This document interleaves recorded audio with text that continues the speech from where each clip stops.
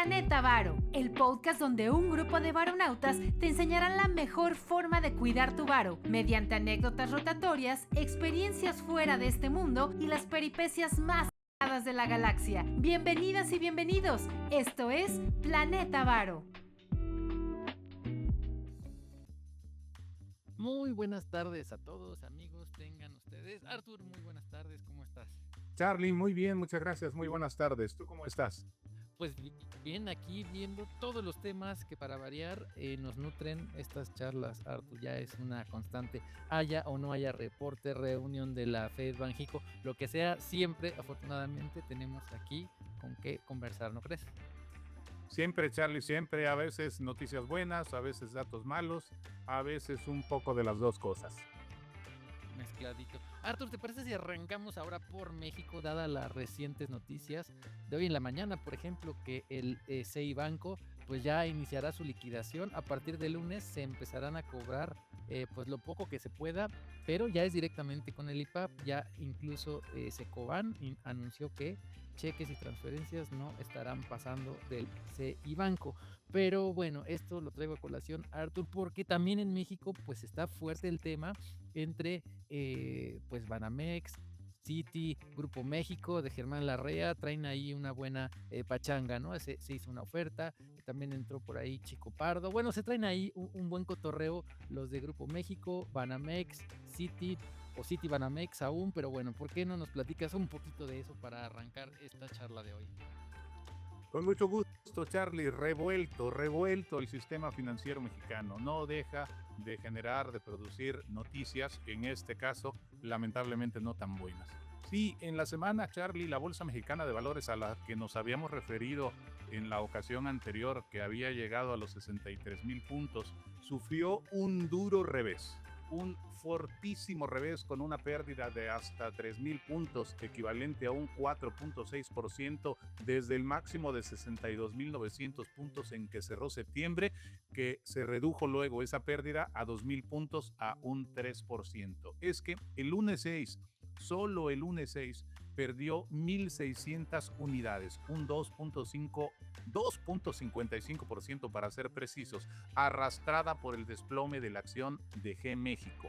Es que G México, Grupo México, productora de cobre, llegó a caer 20% durante la sesión de ese lunes. 20%, amigos. Una pérdida que hacia el cierre de ese día se moderó a 15,5% por la oferta que hiciera el socio accionista mayoritario para comprar, como decías, el 100% del capital del banco Banamex. Una oferta que el grupo o el socio anunció, pero que a decir del banco de Banamex ni siquiera había presentado, y que finalmente cuando la presentó fue rechazada. El público vendió porque la operación suponía para Grupo México un incremento de la deuda de alrededor de 9,000 millones de dólares.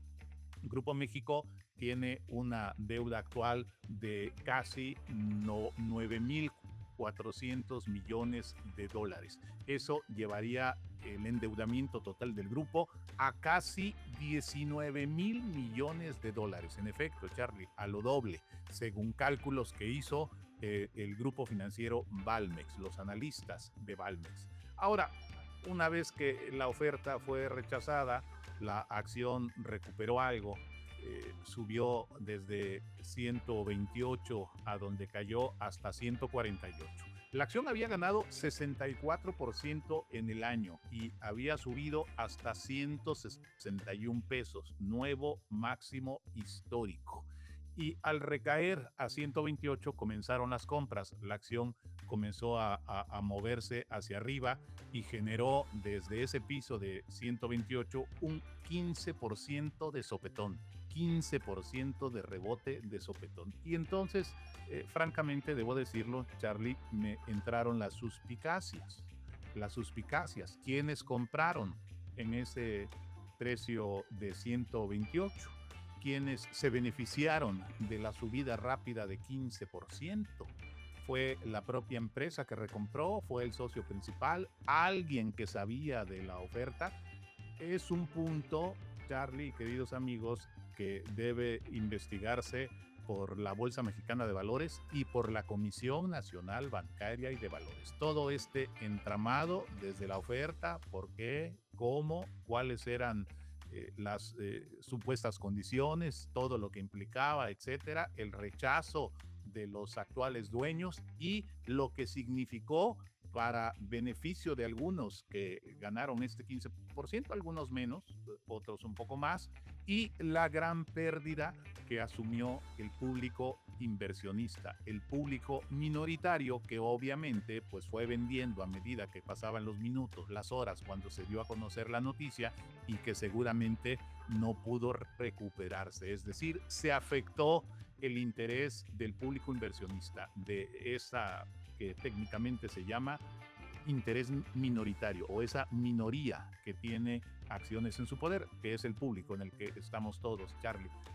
Así, insisto, así las cosas, creo que debe haber una investigación por parte de la Comisión Nacional Bancaria de Valores para ver cuál es el trasfondo, de qué se trató, porque pues nomás se dio la oferta, la caída de sopetón, el rebote, que todavía el rebote no es suficiente para atraer el precio a ese máximo desde el que cayó, pero que sí ya representó un gran beneficio para algunos, Charlie.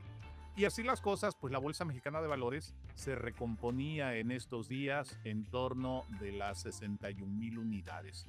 Y decía yo la semana pasada que iba a estar evaluando aquellos zigzagueos y aquellas oscilaciones anchas que había tenido el índice en los últimos días de la semana pasada, pero la verdad que con este ramalazo los indicadores, las señales se descompusieron. Entonces la interpretación que uno pueda hacer ahora, Charlie, en vista de este ramalazo puede ser errónea, puede ser, digamos, no con una finura o no con una probabilidad de cumplimiento razonable. Así que mejor vamos a esperar a ver qué sucede. Se distorsiona pues el panorama para la acción, para la Bolsa Mexicana de Valores.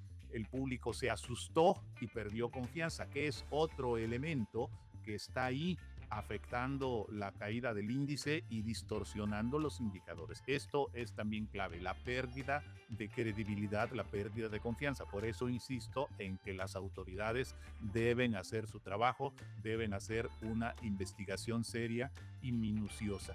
Y vamos a esperar también a ver qué sucede con la venta del banco que fue sacada al mercado hace 2 años, Charlie, hace 3 años, y que sigue ahí en el aire sin concretarse.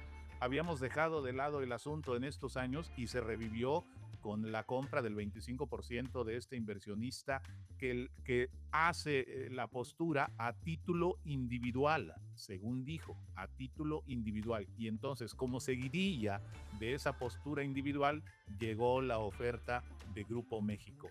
Y me desconcierta también, Charlie, porque los tiempos en los que se dan las cosas creo que son inadecuados. Estamos en octubre, que ya habíamos dicho la semana pasada y no es ninguna novedad. Octubre es un mes de mucha sensibilidad. Es un mes en el que las variaciones están ahí latentes, a flor de piel y requieren solamente un impulso menor, a veces algún rumor, alguna situación negativa que los haga entrar como entraron, como están entrando en esta, por lo menos hasta ahora, racha negativa. El caso es que no hay definiciones todavía de la venta de Banamex. La transacción está valuada en 9,400 millones de dólares y como no está asequible para un solo postor, para un solo tirador, como se dice en estos casos, se entendía que el presunto comprador requería asumir una deuda grande o juntarse con otro grupo de postores, lo cual hace todavía más rara la oferta, porque aquí fue un solo tirador que dijo yo quiero el 100%, incluyendo el 25% que ya compró aquel otro. Cosas que el banco no aceptó, a falta de una explicación también más amplia por parte del consejo, de la dirección, de los accionistas de Citigroup Nueva York, no nada más del banco aquí en México, Charlie. O sea que decía que las cosas en el sistema financiero mexicano de pronto se han enmarañado, de pronto se han revuelto, que ya estaba de alguna manera dañado por la imagen de aquellas 3 instituciones que habían sido intervenidas. Ya señalas el caso de Cibanco, ya el mes pasado sabíamos también de la venta de los activos de Casa de Bolsa Vector a Casa de Bolsa Finamex. En fin, que por lo menos por esas dos instituciones el asunto para el público, para el que era inversionista en esas dos instituciones, parecía aclararse.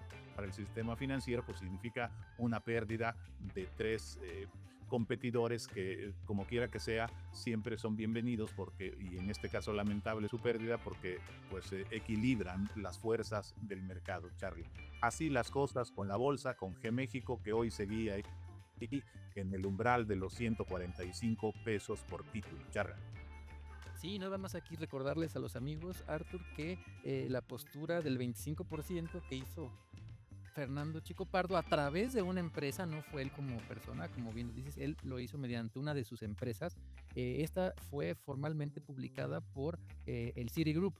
Salió un comunicado de prensa y comunicaciones oficiales donde estaban prácticamente aceptando esta postura de el 25%, que son unas más o menos, Artur, amigos, unas 520 millones de acciones, ¿no? Del Banamex, más o menos, ¿no? Entonces ahí, sería más o menos un valor en libros de casi 100.95 veces del valor estimado, considerando una transacción, más o menos estiman los que saben, Arthur, amigos, de unos 42 billions de pesos, ¿no? O 2.3 billions de dólares, ¿no? Ya saben que los billions son diferentes, ¿no? En español.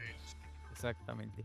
Y bueno, recordemos que la postura es, hasta ahorita, como dice, la única formal es esta, la otra pues no fue tan clara, o al menos no hay un comunicado de parte del Citigroup, que comanda, por cierto, una mujer, Jane Fraser, amigos, que precisamente este año fue reconocida, si no me equivoco, por ahí de julio, Arthur, como la banquera del año por el grupo Euromoney. Recibió esta distinción la jefa Fraser, que fue, además es una de las primeras mujeres, Arthur, amigos, en dirigir un grupo financiero tan grande como lo es el Citigroup. Pero bueno, ahí está todo el chisme completito de Banamex, Citigroup, Grupo México, la bolsa. ¿Y te parece si nos seguimos con los datos de inflación, ya que estamos en información de México, Arthur?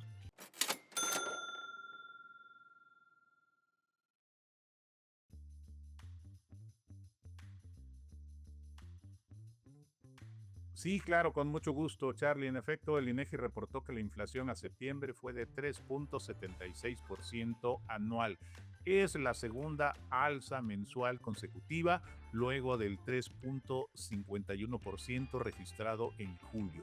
La inflación subyacente fue de 4.28% anual, apenas arriba del 4.23% de julio y agosto. Subrayo lo de apenas porque esta medida, la inflación subyacente, puede considerarse como que la más delicada, la que refleja mejor las condiciones del avance de los precios. En el reporte quincenal que comentamos aquí dijimos que los precios se habían impulsado por las colegiaturas, los restaurantes y la hostelería. Y es lo que incidió también en el mes completo, porque fueron los rubros de mayores aumentos. O sea que no hubo grandes sorpresas, Charlie, porque la inflación de esa primera quincena ya nos anticipaba estos cambios. O sea, como que en la segunda quincena las cosas estuvieron más aplanadas, por así decirlo. Pero claro, esto llamó la atención de aquel miembro discrepante de la Junta de Gobierno del Banco de México que hizo declaraciones, pero no sobre la inflación reportada, sino porque, según él, el impuesto que se pretende imponer, ojo, todavía no es un hecho, el impuesto que se pretende imponer a las bebidas azucaradas, los refrescos o las bebidas gaseosas embotelladas que tanto mal causan a la población, va a ser inflacionario, según su percepción, según su percepción.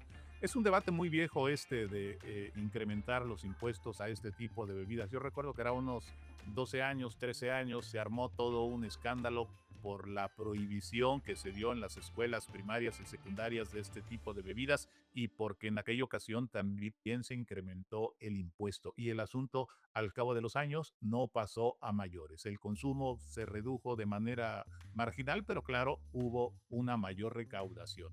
Lo que en este caso en particular me preocupa no es el efecto inflacionario, que francamente lo descarto. Discrepo de este miembro discrepante de la Junta de Gobierno, Charlie, sino de la efectividad de la medida. No sé hasta qué punto el incremento del precio puede reducir este mal hábito de los mexicanos, que aquí sí es un mal exclusivo de los mexicanos.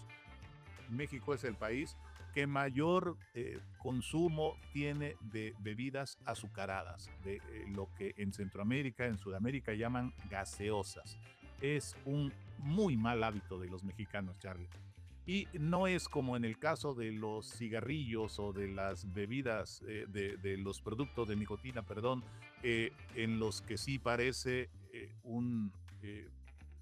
una medida más efectiva esto de las restricciones y del aumento de los precios, porque es verdad que es más difícil restringir o inhibir el consumo de gaseosas que de los productos de nicotina. Se empezó en el caso de los cigarrillos separando las mesas en los restaurantes, después las mandaron a los exteriores y ahora ya nada.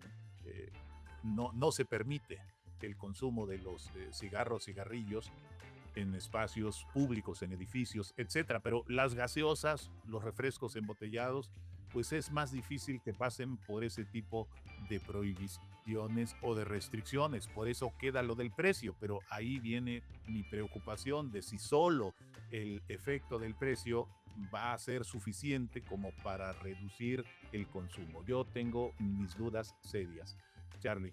Y bueno, con todos estos datos y en suma, yo podría decir que por lo que se sabe hasta ahora, esperamos otro recorte de 1/4 de punto a la tasa de referencia del Banco de México para la sesión siguiente que va a ser en la primera semana de noviembre. Pero falta tiempo y faltan algunos datos. Así que vamos a darle seguimiento, por supuesto, vamos a estar atentos. Por lo pronto, en la subasta de Banco de México, la tasa de los CETES de esta semana no reflejaron una posible disminución. Quedaron en el mismo nivel, casi en el mismo nivel de la semana pasada. O sea que también los distintos postores, los que demandan valores del gobierno, están a la espera de más datos para esclarecer si en efecto el Banco de México va a hacer este otro anunciado recorte, Charlie. Así es, Arthur. Bueno, pues ahí el dato de la inflación y otra vez no regresó el tiempo, no es un déjà vu, oro y plata máximos, Arthur. Es impresionante lo que ocurre con el oro y con la plata, Charlie, queridos amigos. Impresionante. La verdad es que siguen subiendo y subiendo y subiendo. Si vemos la gráfica histórica de la evolución de 50 años, nos vamos a encontrar 3 picos así, 3 subidas.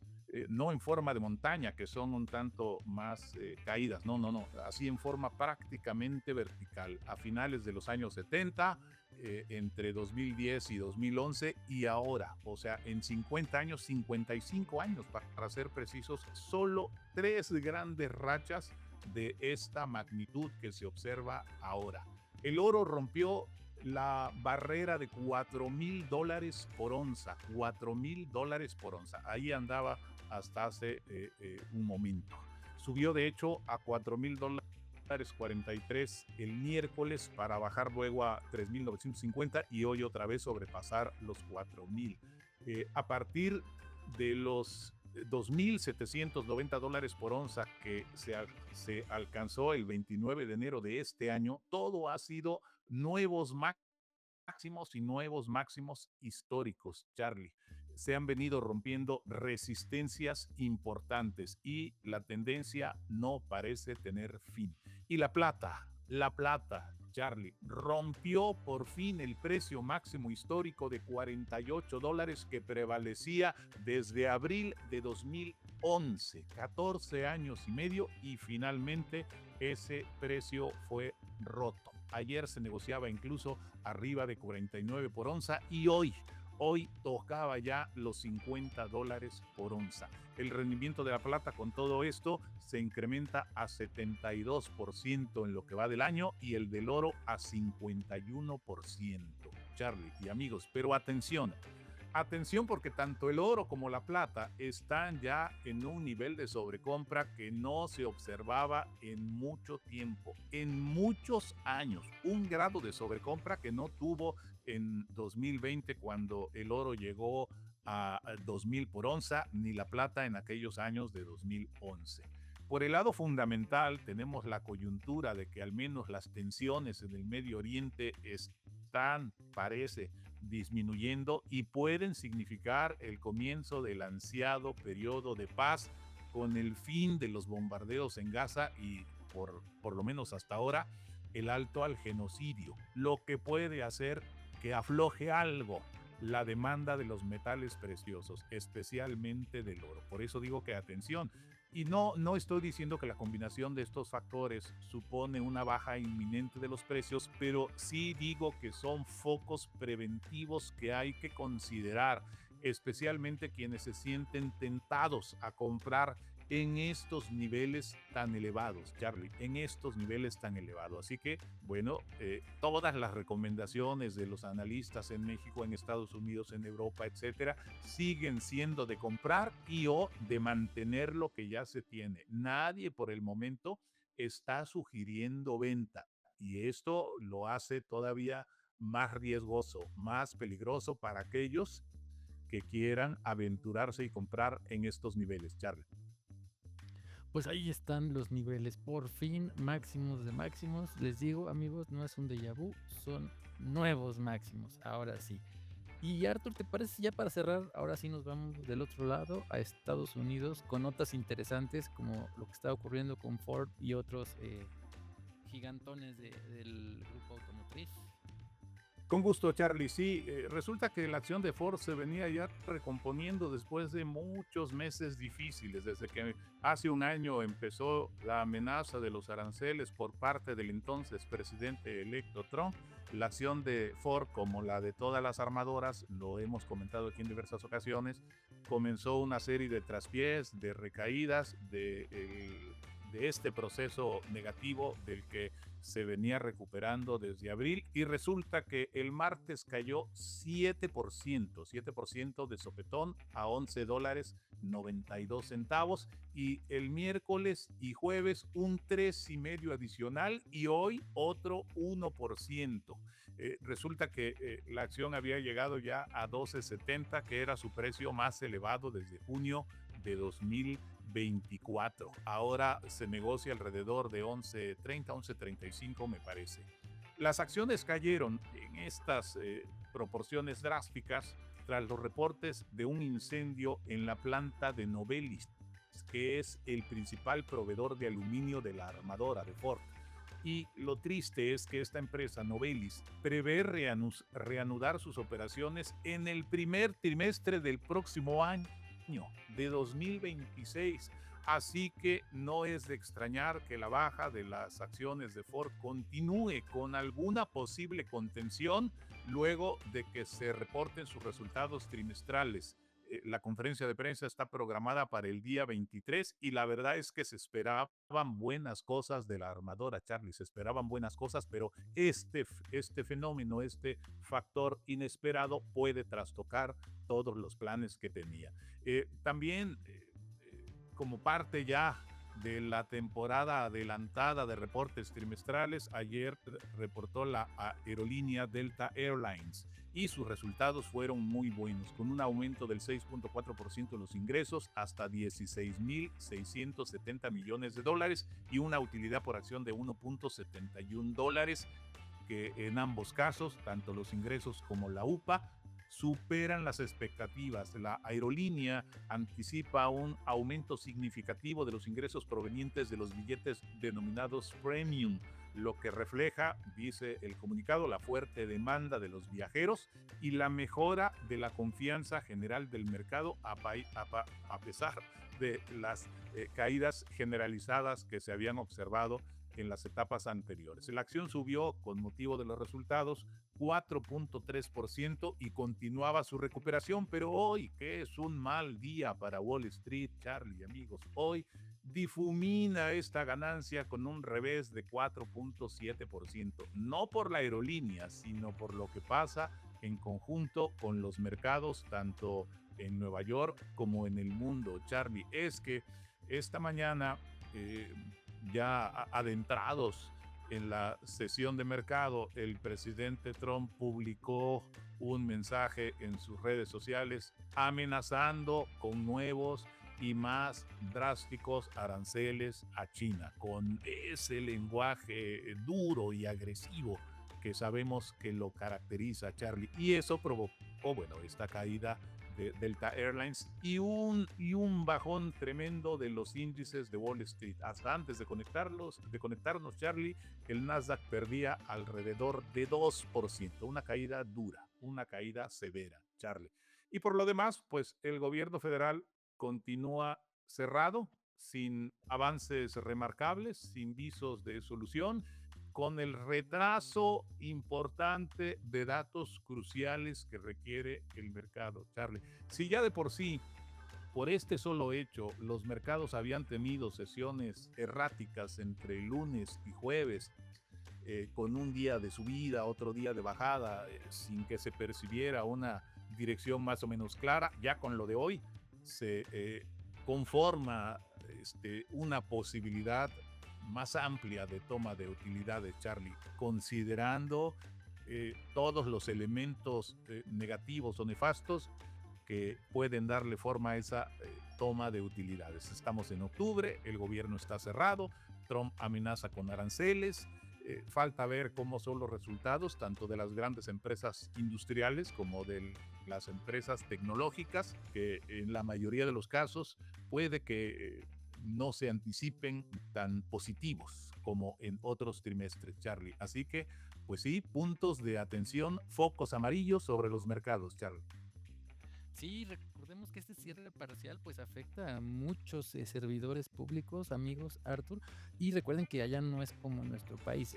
La mayoría de estos funcionarios, si no trabaja Arthur, pues la verdad es que no cobra, entonces eso puede ejercer presiones en la economía, ¿no? La falta de servicios y pues no hay un circulante en la economía como lo sería normalmente, y más cuando se acerca, estamos ya en la entrada, amigos Arthur, del famoso rally navideño, ¿no? Del rally de fin de año, pues se está ahí medio decolorando un poco por este cierre, aunque es parcial, pero solo recordemos actividades pues esenciales, ¿no? Son las que están funcionando ahora, las demás no, y esperemos a ver qué ocurre. Y Arthur, pues ya para irnos, para despedirnos, algo que quieras comentar, hay que estar atentos a algo, alguna precaución, algo. Pues sí, Charlie, esto que comentas, los posibles avances para terminar con el cierre del gobierno, porque si no se termina para la próxima semana, Charlie, entonces sí, los efectos sobre el mercado van a ser más drásticos. Para la próxima semana está programado el índice de inflación al consumidor y el índice de inflación al productor. Si el gobierno está cerrado, no se podrá contar con esa información y será digamos, muy difícil, por no decir que imposible, que la Reserva Federal cuente con datos suficientes como para tomar una decisión razonablemente adecuada dentro de semana y media, Charlie, porque ya la siguiente reunión de la Reserva Federal es en la última semana de octubre.